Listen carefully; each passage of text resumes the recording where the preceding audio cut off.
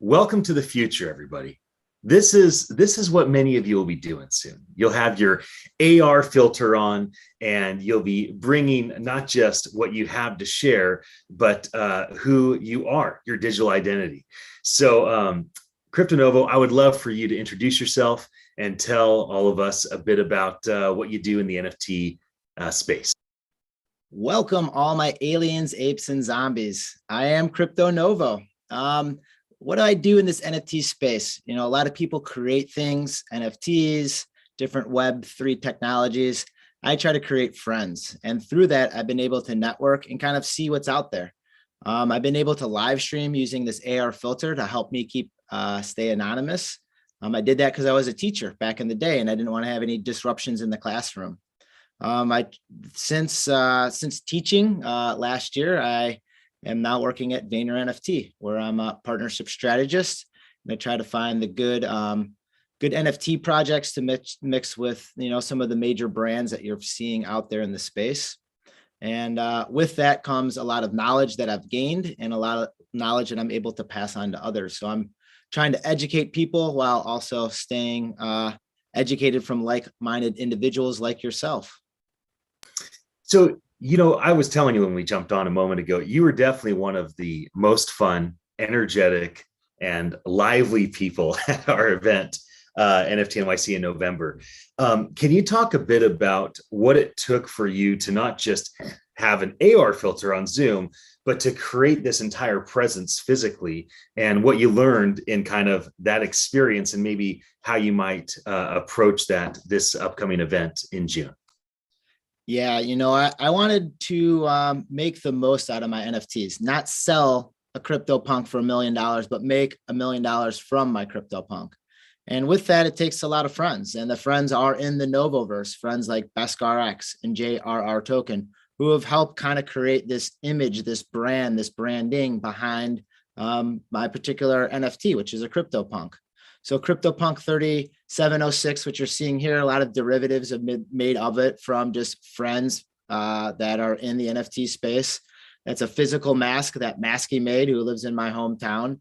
And we were looking of ways how I could be in real life, but still remain anonymous, because I thought that was fun. It adds to the allure of it. And it's also the marketing genius behind what BeskRx and JRR Token were trying to accomplish with trying to make the most out of my NFT and make a name for myself in this space through my digital identity, which is this CryptoPunk. So we started off with an AR filter, which you're seeing right now, which is a Snapchat lens filter. And then that moved into, well, how are we going to be able to present at NYC NFT? Well, we got a digital mask pretty much off Amazon, and we were able to put our right-click save image right on top of it. And my son was able to pick out the clothes I wore on stage, because he's the one that picked up my CryptoPunk. He's an 8-year-old, and I figure 8-year-olds have a better sense of what's cool out there in the world compared to all the other aliens, apes, and zombies that are maybe parents in this world. So I have two boys. I have a 9 and 13-year-old. And you just mentioned your son. You mentioned that one of the reasons why you have a separate NFT blockchain identity, metaverse identity, is because you're a teacher. And so it allows you to have kind of protection there. Not everybody has a strong reason why they haven't doxed. Sometimes it's just privacy, which of course is a worthy effort. Can you talk a bit about what you've learned over the process of keeping anonymity and being able to have your life as a teacher and kind of your separate life? What are some of the maybe landmines that people could be mindful of, they don't want to step on? And what are some of the great benefits that you found in this pursuit?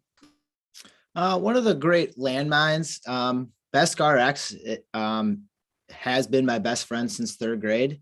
So I had to totally change my best friend's first name, because I'd call him by his first name or his abbreviated last name, to Beskar. And that has been 2 years in the making. So totally watching and retraining something that you just roll off your tongue as your best friend's name is something that, you had to be mindful of.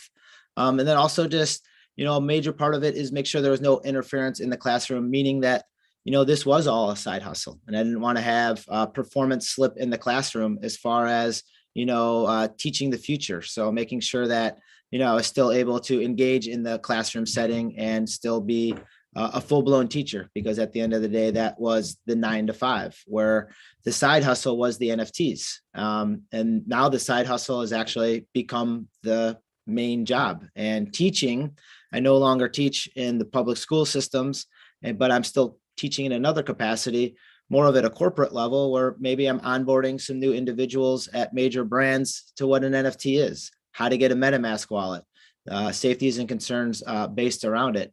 So it has just been a transformation. The transformation's been very welcoming. I've been able to go to events like NFT LA, NFT.NYC, other IRL events, and people are able to see Crypto Novo walking around and want to come up and get a selfie and cherish the event and say, hey, I was on your live stream. Hey, I learned something from your live stream. Or, hey, why are you walking around as a CryptoPunk? And I'm able to sit there and explain myself that I'm trying to get the amplifier effect out there so more people can see what's out there in the space. And with that, giving opportunity to others, giving that opportunity very much as the NFT gave an opportunity to me, so I can present and project myself as an NFT, the knowledge I've gained in the space, and pass that knowledge on to others to onboard more people into the space. And we've seen that growth. We've seen that from NFT.NYC 8 months ago till now, where, I mean, you're having more ticket sales, more halls that you need to reserve for more speakers, more interest, more tweets, more social media contacts that you're putting out here, like this YouTube channel. So we are seeing the growth, and it's a natural growth that's happening because of the excitement that's in the space. And I'm trying to add to that excitement. Well, congratulations, mission accomplished over and over again. So I really have a lot of respect for what you've done consistently during the last several seasons. Let's talk a bit about diversity. That's one of the themes for NFT NYC this year, is diversity in projects and approaches, in why people are doing what they're doing with non-fungible tokens and smart contracts. What diversity are you seeing right now that you're really excited about? Maybe people haven't had a chance to learn about yet. I always open my segments, my shows, my speeches with welcome all my aliens, apes, and zombies, because I want to include everyone. I don't care if you're a male, you're a female, non-binary. It doesn't matter to me, because we're all in this together, whatever this may be, and we're all having fun in this. My CryptoPunk is a female. My son picked out this CryptoPunk. He didn't even know or care. He just said, I like the colors. After he picked it out, I said, you know, it's a female. He just shrugged his shoulders. I don't care. That thing looks cool.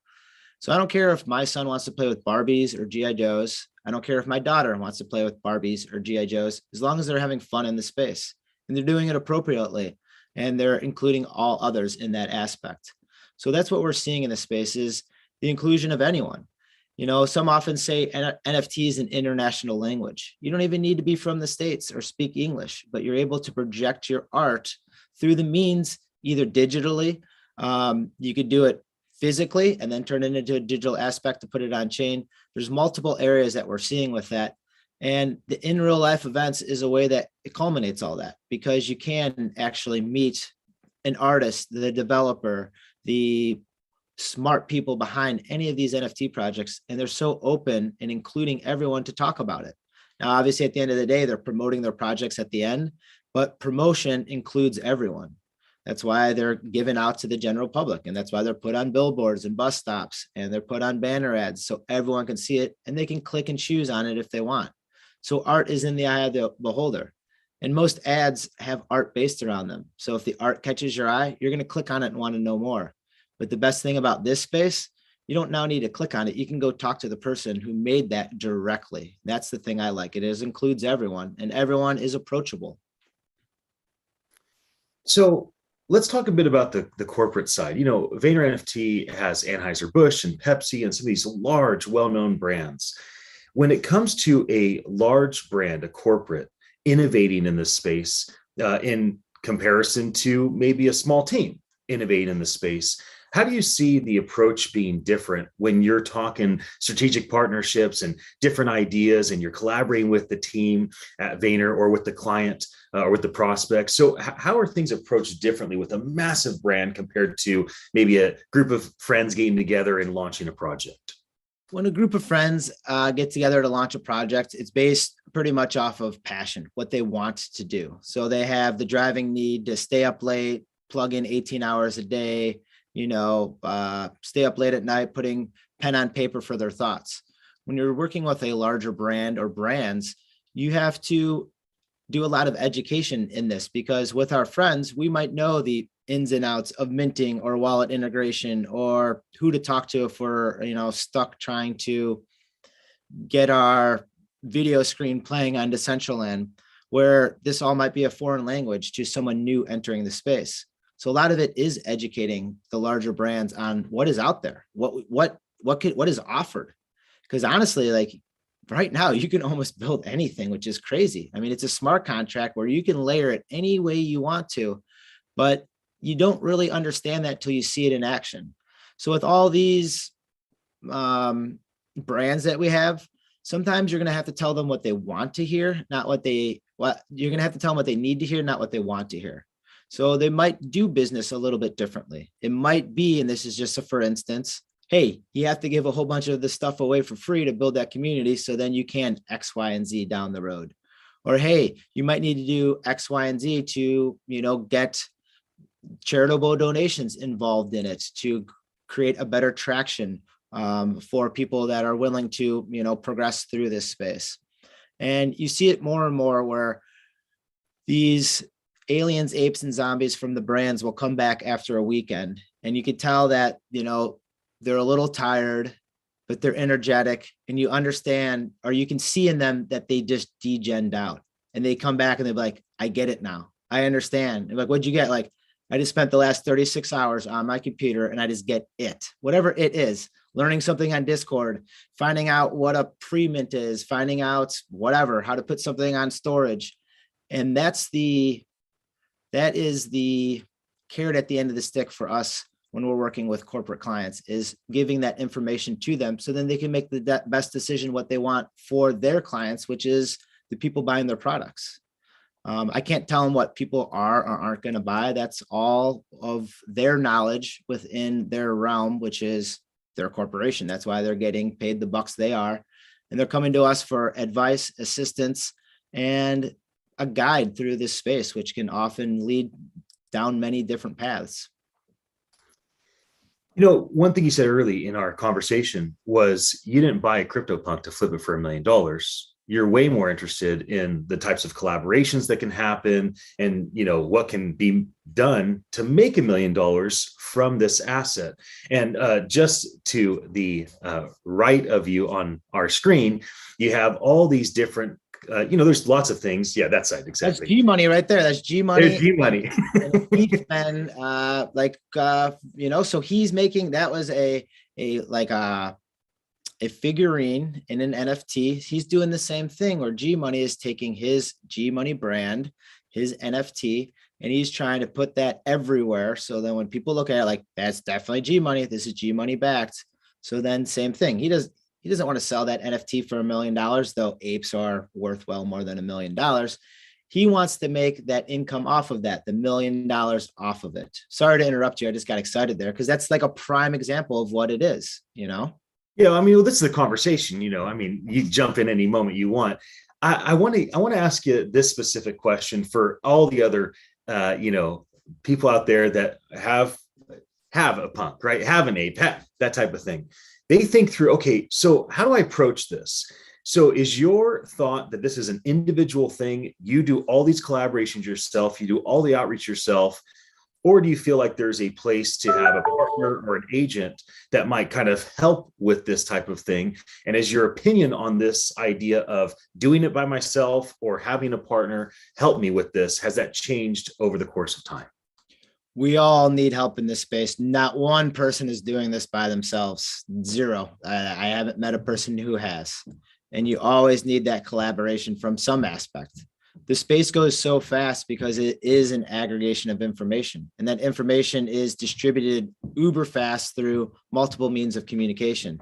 And I'm trying to hyperdrive that mean of communication through an AR filter, very simply. I'm trying to use myself as a test subject of a possible roadmap of success, where you can take an NFT, make an AR filter out of it to create instant promotion for yourself. Hop on live stream and say, hey, we're going to talk with so-and-so. Hey, we're going to have t-shirt sales. Hey, I'm going to be at this IRL event.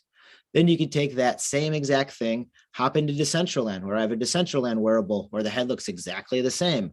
Now I can dance party in my Decentraland Novoverse location where I'm live streaming the exact same thing that I'm doing anyway with my friends. I can hop into USM and go into United States of Mars on the Binance chain and do the exact same thing now on a different chain. So now my avatar is an avatar X in multi metaverses. So if one doesn't survive, the other one doesn't survive. If they all survive, I'm there. It's almost a content grab where I'm everywhere you want to be, just like those major credit card companies. But, you know, I'm able to drive it. I'm able to decide what I want to be into. I'm able to decide what I don't want to be into anymore. And I have that choice, but it takes friends to do that. I mean, I'm not going to sit here and say I built my Decentraland location. No, but I have friends that help build it and they're making a name for themselves because they're making some cool things. Same thing with United States of Mars, which I just found out over the weekend. And all of a sudden, French Montana is inviting me into his digital gallery last night. I mean, that was 12 hours ago. And I'm able to text Robalbos digitally with one of the premier rappers in the world where, you know, that's not really a vision of Web 2.0, but that is Web 3.0.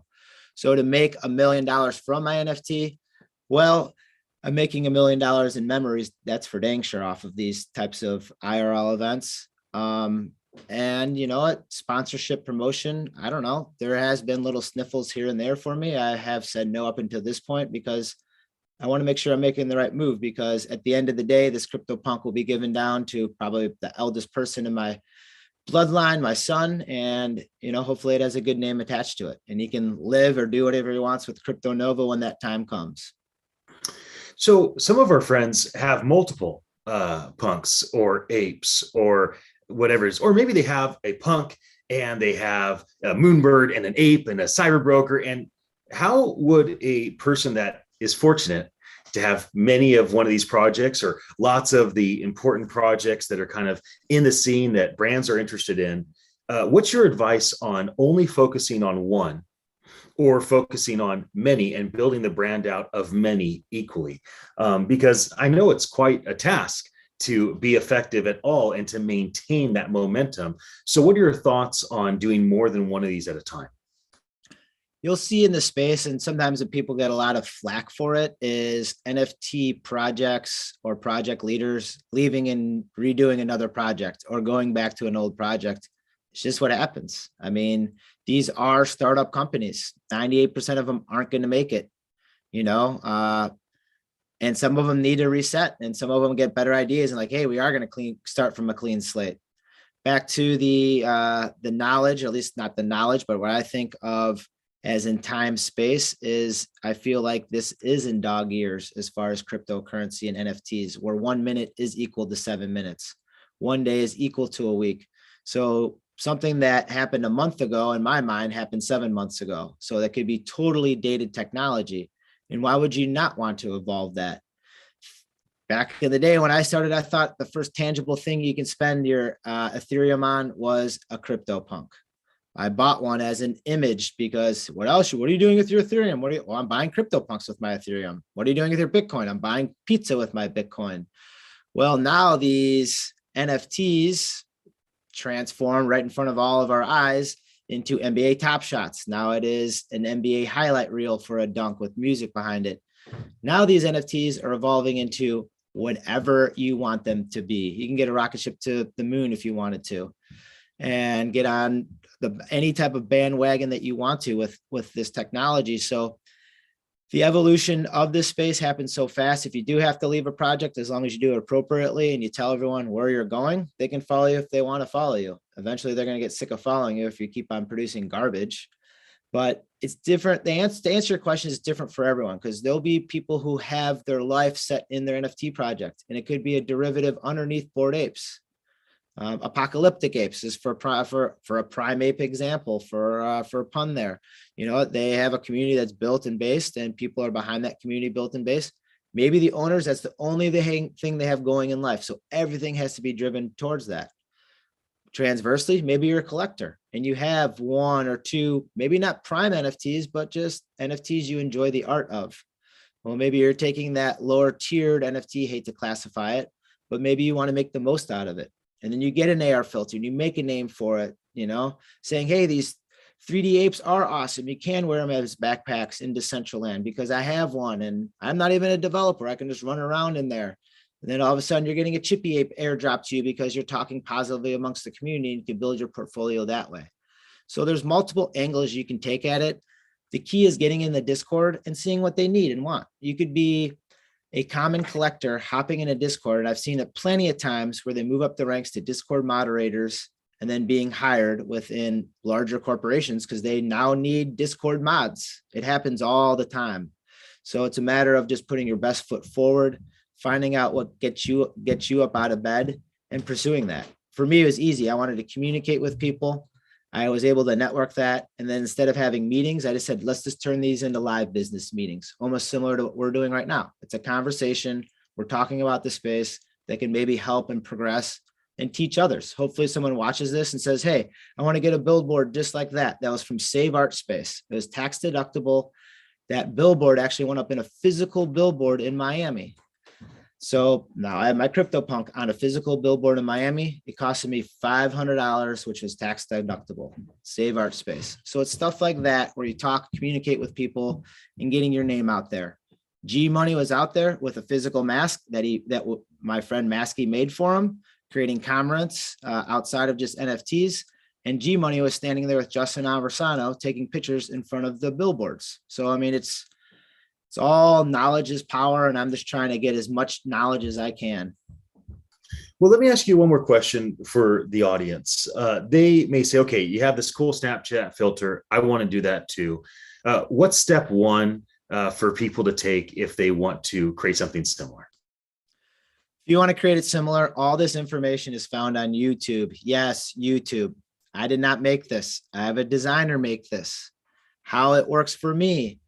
People approach me. I want a Snapchat filter. I say, talk to my designer. He takes the money. The only thing I get out of it is free filters whenever he makes a lot of filters. So I don't make any money off of this. All this can be done on YouTube. Last July, so almost a year ago, BeskRX and myself bought a whole bunch of voids. We didn't buy Bored Apes. We bought voids because we like aliens. And we know the voids were in Somnium space and we can drop the voids into VR in Somnium space. So we went the route of technology, not Bored Ape Yacht Club, which is fine. That's all right. We didn't really know much about Bored Ape Yacht Club, but we liked aliens. So we hopped in on the Discord of the voids. I'm a degen and we degened out and we were able to bring NFTs into Somnium space in VR last July. Now we thought we were going to be the next, standing next to Zuckerberg at Meta doing all this. People didn't pick up on it. It was kind of almost a lost technology. We had to pivot and turn. So we did learn the technology. That technology we learned on YouTube. Yes, how to bring your NFT into Somnium space VR is on YouTube. And the very people who are in the degen army created those YouTube videos. So if you want to do it, you can do it yourself. If not, you can hop on my Discord. You can pay someone to do it. It doesn't matter. Either way, it's going to be an amplifier effect because your NFT talking with an AR filter selfishly will help me out.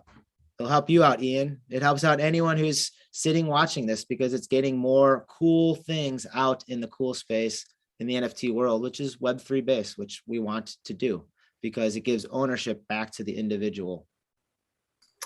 Well, I love that. This has been a super fun conversation. I'm excited to spend time with you in New York next month. Maybe it's watching our conversation. Thank you for your attention. We'll see you Times Square, June 20th through the 23rd. Crypto Novo, so fun, very inspiring. Now I'm going to jump on YouTube and figure this thing out, get myself a filter and be part of the club. So I encourage other people to do so as well. You do it. I do have to say a proper warning to any mics I might hold on the stage. You might be dropped after my speech. I'm trying to make that as a trademark to create some entertainment in the space. If the mic gets broken, all mic proceeds will be donated from NFT.NYC. Thank you very much. I'm just joking on that last. You're welcome. Remember, that's official. You're welcome. You dropped that mic. None of this is financial advice. You are listening to someone with a clown nose, big shades, a tassel hat, black lipstick, and a hidden trait golden earring. Ian, thank you